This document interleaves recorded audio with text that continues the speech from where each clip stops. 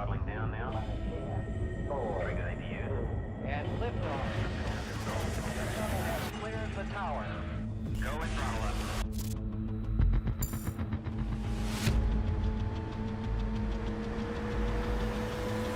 This is the car in question.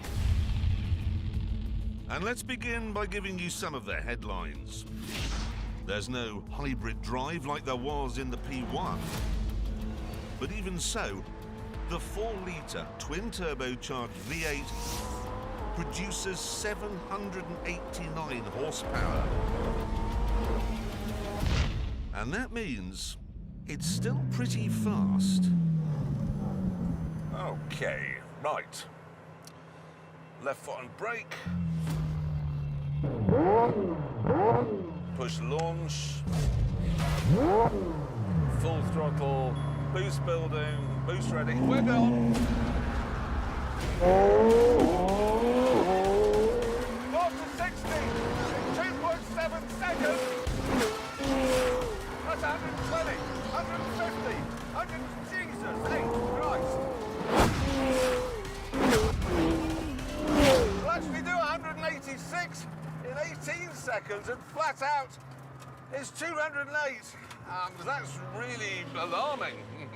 I'm going to be sick now. Whoa.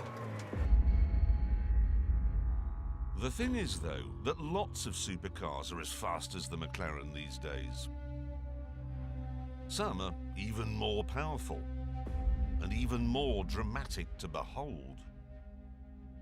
But this is called the Senna. It's named after Ayrton Senna, and Ayrton was not a man who spent his evenings cruising around Harrods at 9 miles an hour. And nor was he a man who spent much time at drag strips doing the standing quarter. No, Ayrton was a man who made his name at places like this. Racetracks.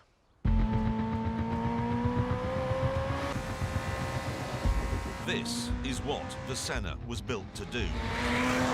Get round any track, anywhere, faster than any other road car ever made.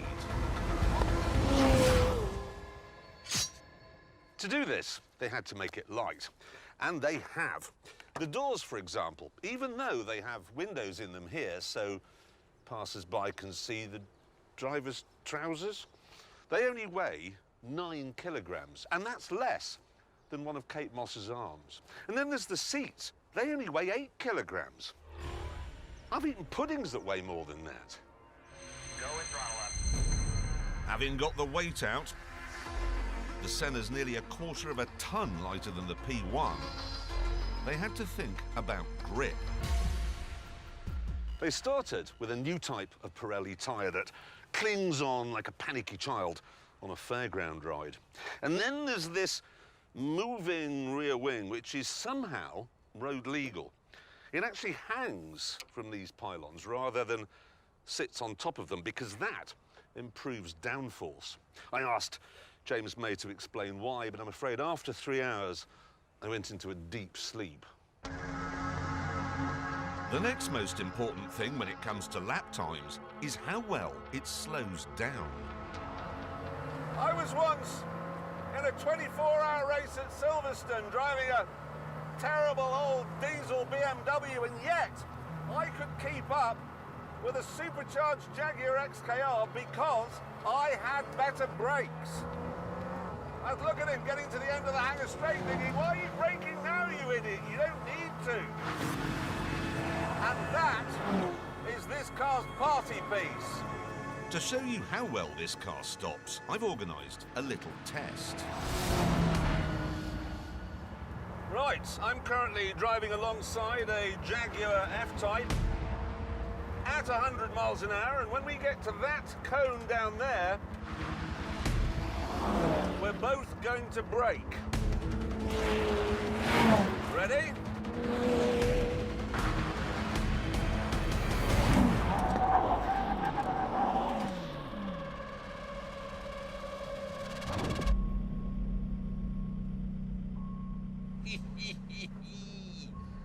How can you stop from 100 miles an hour to nothing in that distance? So, It stops like it's run into a wall. It's pressed into the road by witchcraft. It weighs the same as a bag of whippets. And it has nearly 800 horsepower on tap. Put all that together and, well...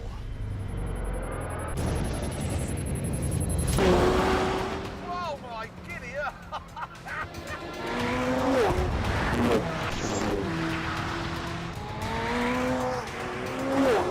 It doesn't have the savagery of the P1. The P1 was so scary, it took me 2 months to get used to it, to discover its little foibles.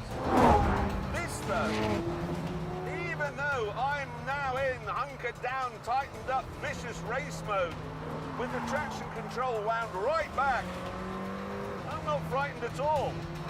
I'm starting to push the envelope after 20 minutes.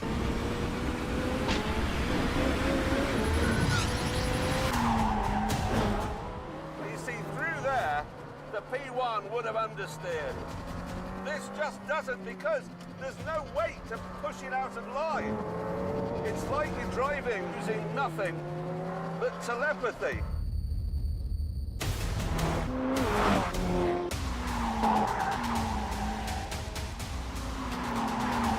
I'm loving it.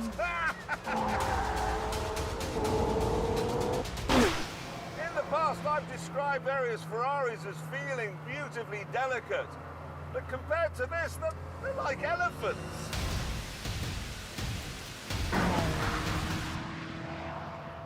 Criticisms?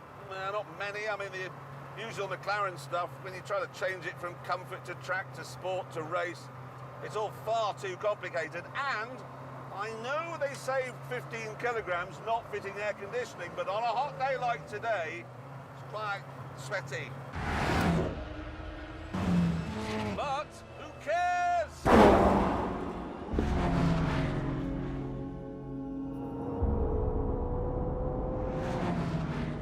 Honestly, this thing is rewriting the supercar rule book in my mind.